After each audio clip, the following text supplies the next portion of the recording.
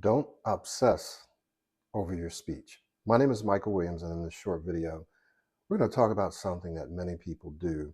And you might think that I even encourage it if you go through my system, but I actually don't. So, what do we mean when we say obsessing? When someone obsesses over their speech, they're constantly thinking about it, right? They're reminiscing, they're ruminating, that is, they're going back looking at previous speaking experiences, which usually have been negative. They're worrying about or negatively anticipating future speaking situations. They're scanning ahead for words or letters. They're cataloging words, letters, and sounds. Well, I can't say this word. I have a hard time saying that word. I have a hard time saying these letters and sounds. They're constantly thinking about when they're speaking, I hope that I don't stutter or stammer. I hope that I don't mess up. I hope that I can say what I want to say and that I don't sound stupid or silly or dumbed down. And so when we constantly think about our speech in a negative way, we're obsessing over it. We're obsessing over it. And this puts extra and unnecessary pressure on you. So what should you do instead? Well, many years ago, I started to think about my speech, and I started to think about how can I take my speech to that next level. I was already a speech coach. There were still times, and this was way back in 2012, 13, 14, something like that.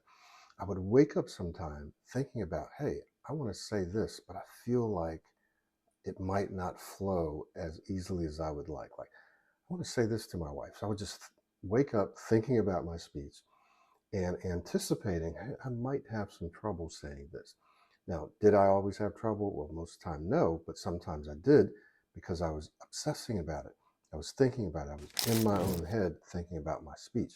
So what did I do? Well, there's something called metacognition, thinking about thinking. So I started thinking about what am I thinking and what do I need to think or what do I not need to think? And therein lied the secret.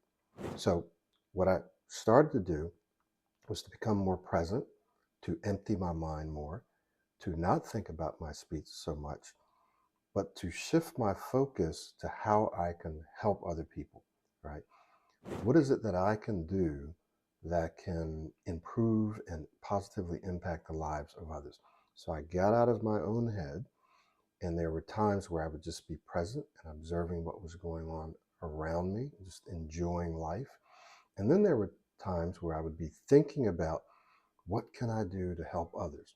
But in both of those situations, I got out of my own head and stopped thinking about my speech, especially in a negative way. So I just want to encourage you to just think about that little tip. Have you been obsessing over your own speech, especially thinking about it in a negative way or thinking about what you want to avoid or what you don't want to happen? What will be more helpful is to learn to be more present, that is, in the moment, and to learn how to shift your focus on how you can better use your life and your speech to positively impact other people. Thank you so much. My name is Michael Williams.